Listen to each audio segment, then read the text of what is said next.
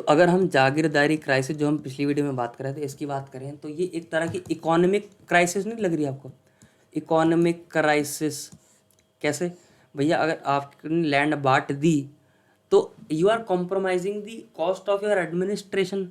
आपका cost of administration जो है उसको आप रिड्यूस नहीं कर रहे एक तरह से, क्योंकि ज़मीन आप बांट रहे हो, आप बस कुछ ही परसेंट लेते हो शेयर का ना। हाँ बिल्कुल, आप कुछ परसेंट जो है वो बढ़ा भी सकते हो, बिल्कुल बढ़ा सकते हो, बट आपने एट द एंड उनको खुश करने के लिए दिए। अगर आप मानो, अगर उनको खुश करने के लिए दिए तो आप क्यों उनसे ज़्यादा एक्सट्रैक्ट करोगे? एक तरह का इकोनॉमिक क्राइसिस है जो कॉस्ट ऑफ एडमिनिस्ट्रेशन को डिक्रीज़ करता है। इससे कॉस्ट ऑफ एडमिनिस्ट्रेशन जब डिक्रीज़ होगा तो आपका एम्पायर भी एक तरह से डिक्लाइन की तरफ बढ़ेगा कि नहीं बढ़ेगा? बढ़ेगा। ठीक है। तो मनसबदारी सिस्टम में क्या दिक्कत थी कि भैया नेपोटिज्म से हम जो है रिक्रूटमेंट करते हैं, कोई भी मेरिट एग्ज़ाम कुछ होता नहीं है, किसी को भी रिक्रूटमेंट देते हैं, जागीरदारी बांटते रहते हैं। इकोनॉमिक में दिक्कत आती, इकोनॉमी में दिक्कत आती, पैसा ख़त्म तो एडमिनिस्ट्रेशन ख़त्म। ठीक है। Economy is equal to power, ये याद रखेंगे। इकोनॉमी जिसकी ज़्यादा उसकी उतनी पावर ज़्यादा। ठीक है। जिसकी इकोनॉमी ज़्यादा उसकी उतनी पावर ज़्यादा। ठीक है। इसलिए इकोनॉमी को कंट्रोल करना बहुत ज़्यादा ज़रूरी है, अच्छी इकोनॉमी होनी ज़्यादा ज़रूरी है। ठीक है। इसलिए चाइना जो है एक इकोनॉमिक पावर है, इसलिए वो एक सुपर पावर की तरफ बढ़ रहा है धीरे धीरे। ठीक है। तो अब हमको जागीरदारी क्राइसिस समझ में आ गया। अब ये जागीरदारी क्राइसिस जो है ना, जागीरदारी क्राइसिस ये एक नया कॉन्सेप्ट नहीं है। ये ऐसा नहीं है कि 18th सेंचुरी में ही हो रहा हो जब वो अम्पायर डिक्लाइन हो रहा है। जागीरदारी क्राइसिस हमको जो है 18th सेंचुरी से पहले भी देखने को मिलता है, बट 18th सेंचुरी में जागीरदारी क्राइसिस फॉर्मेशन माना डिक्लाइन का। ऐसा क्यों है? क्योंकि भाई एक तो मनसब जो थे वो इंक्रीज़ हो रहे थे, मनसब जो है बहुत ज़्यादा बढ़ रहे थे, बहुत ज़्यादा ही लोग जो है मनसब बनाए जा रहे थे कि आप भी मनसब, आप भी मनसब, आप भी मनसब, आप भी मनसब। और ये पॉइंट बहुत इंपॉर्टेंट है। क्यों? क्योंकि fall of cost from south, जो साउथ इंडिया है वहाँ से पैसा आना कम हो रहा था, साउथ से पैसा आना कम हो रहा था। जब साउथ से पैसा क्यों कम आ रहा था मैं आपको बताता हूँ। देखो, औरंगज़ेब मैंने आपको बताया ना साउथ गया था, औरंगज़ेब साउथ गया, ये रहा साउथ। जब वो साउथ गया तो उसने साउथ को जीतने की बहुत कोशिश करी, बहुत कोशिश करी।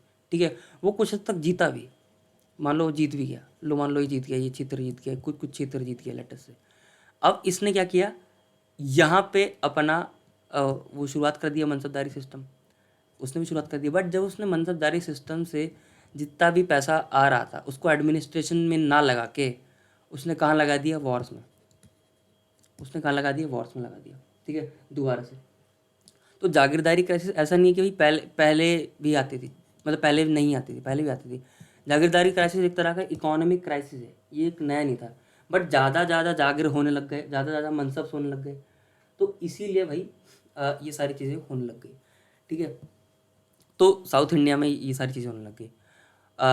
इसमें ये भी है कि कुछ कुछ जैसे क्षेत्र में उसने साउथ इंडिया में कैप्चर किया, यहाँ पे किया, मान लो इनको जीता भी, तो इसने इसको या तो मनसब उसमें मनसबदारी सिस्टम में डाल के इसने क्या किया, खालिसा में कन्वर्ट कर दिया इसको। खालिसा लैंड यानी कि ये ऐसी लैंड है जो डायरेक्ट स्टेट को जाएगी, तो स्टेट को जाएगी यानी कि यहाँ का पैसा डायरेक्टली जो है मुगल अम्पायर पे जाएगा। तो इससे आप लोग सोचोगे यार पैसा अगर डायरेक्टली मुगल अम्पायर पे जा रहा है तो फ़ायदा ही तो है। बट ये पैसा ना दोबारा लड़ाई में लगा रहा था।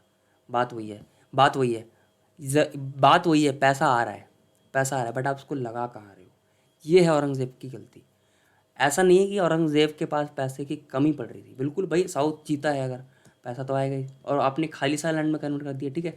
फॉरगेट अबाउट दिस कि भाई मतलब ये भूल जाओ जो मैंने पहले बताया कि मनसब में कन्वर्ट कर दिया।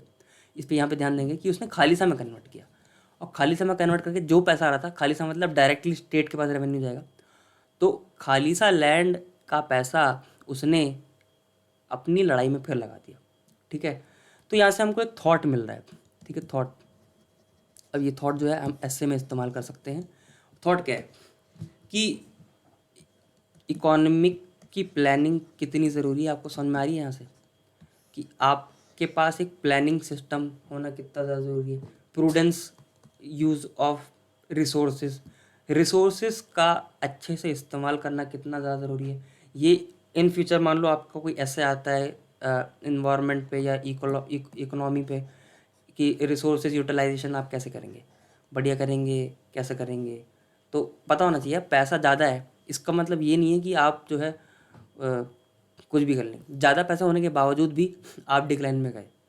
ठीक है, ये पॉइंट बहुत इंपॉर्टेंट है, मैं आपको बता रहा हूँ। यहाँ से जो है सवाल बन सकता है।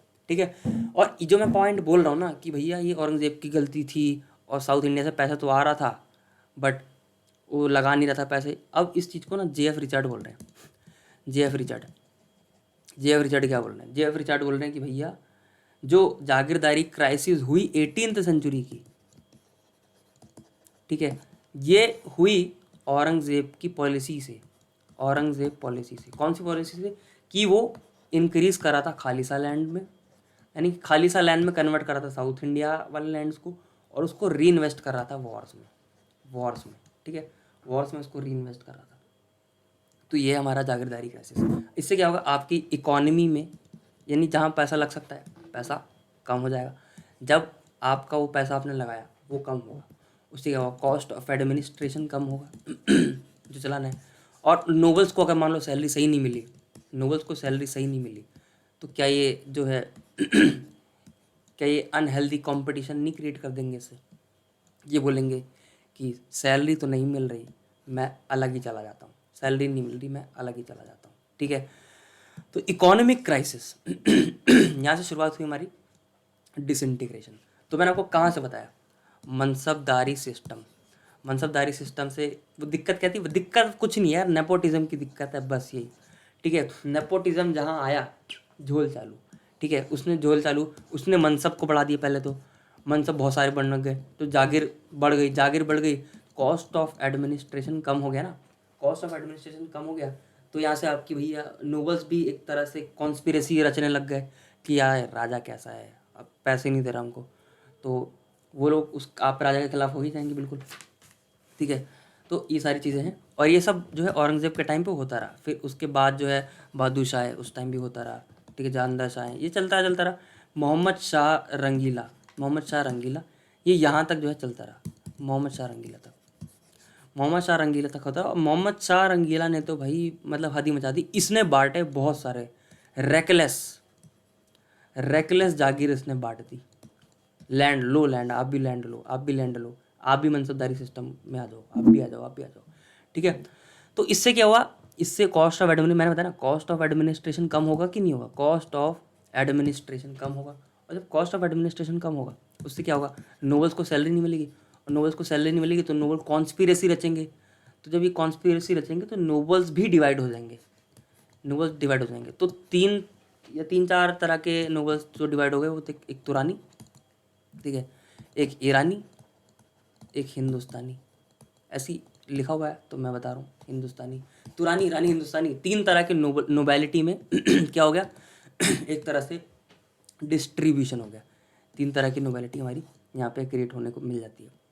और जब ये टूट गए तो नोबेलिटी ही एक तरह की क्या थी? बैकबोन थी हमारी। नोबेलिटी के बैकबोन से ही आपका चल रहा था मुगल एम्पायर। और जब ये टूटी तब क्या हुआ? मुगल एम्पायर कोलैप्स होने की शुरुआत हो गई। तो ये बहुत सारे कारण हैं, कोई एक कारण नहीं है, मैं आपको बता रहा हूँ। मनसबदारी से इंटेंसिक हमको चीज़ देखने को मिली, सिस्टम में गड़बड़ी, औरंगज़ेब की पॉलिसी से गड़बड़ी। अब ये सब होगा तो फॉरेन इन्वेजन होंगे कि नहीं होंगे? फॉरेन इन्वेजन किया था 1739 में। किसने? नादिर शाह ने इन्वेजन किया था 1739 के टाइम पे। तो खैर ये सारी चीज़ें हैं जो हम सब कुछ इंटर रिलेटेड है, ये सब आपको लिखना है। अभी तक हम कौन कौन से स्कॉलर्स पढ़ चुके हैं, मैं आपको बार बार स्कॉलर पर जानते रहूँ। सर JN सरकार, मैं लिखते चलूँगा। ठीक है, फिर आप याद करो TGP स्पेयर, फिर मैंने आपको बताया था JF रिचर्ड। ये नाम याद होने चाहिए भैया, ये नाम याद होने चाहिए। ठीक है, नाम याद होने चाहिए, इंपॉर्टेंट है। ऑप्शनल वालों के तो बहुत ज़्यादा इंपॉर्टेंट है। ठीक है, तो मैं आपको उसका रेलेवेंस बताऊंगा भैया कि कहाँ पे इसका इस्तेमाल करना है आपको। मैं आपको पूरा आंसर लिख के भी दिखाऊंगा इन फ्यूचर, बट इनका नाम आप अभी से याद करना शुरुआत करें। इसने क्या बोला था? इसने बोला था पर्सनैलिटी की दिक्कत है। इसने क्या बोला था? इसने बोला था भाई पर्सनैलिटी तो बढ़िया है पर सेल्फ इंटरेस्ट है। इसने क्या बोला था? औरंगज़ेब की जो पॉलिसी थी साउथ इंडिया में, जो इसमें वो पैसा तो था बट वो खालिसा लैंड में कन्वर्ट करने के बाद वो पैसा वॉर्स में री इन्वेस्ट कर रहा था, वो उसकी दिक्कत थी। जिससे क्या हुआ? कॉस्ट ऑफ एडमिनिस्ट्रेशन हुआ कम, जिससे क्या हुआ? नोबेलिटी हुई डिस्टर्ब्ड, नोबेलिटी को दिक्कत हुई, वहाँ की नोबेलिटी डिवाइड हुई, ईरानी, तुरानी, ईरानी और हिंदुस्तानी, और भी इंडियन मुस्लिम्स वगैरह भी थे। तो ये सब डिवाइड हो गए, तो ये कॉन्स्पिरेसी रचेंगे और उसके बाद डिसइंटीग्रेशन ऑफ मुगल एम्पायर की शुरुआत होगी। ठीक है, तो अभी के लिए इतना रखते हैं। अच्छा, नेक्स्ट वीडियो में हम लोग रीडिंग करेंगे। ठीक है, मैं चाहता हूँ कि पूरी रीडिंग हम A to Z, भैया मैं बता रहा हूँ आपको, पलासी टू पार्टीशन के हम चैम्प बन जाएंगे। पलासी टू पार्टीशन, कोई क्वेश्चन नहीं रोक सकता हमको प्रीलिम्स मेंस में। ठीक है, अब रीडिंग करेंगे, रीडिंग भी हैबिट होनी चाहिए। मेरे को पर लगता है कि आप लोग करते नहीं करते, बट मेरे साथ रीडिंग करेंगे तो बढ़िया रहेगा।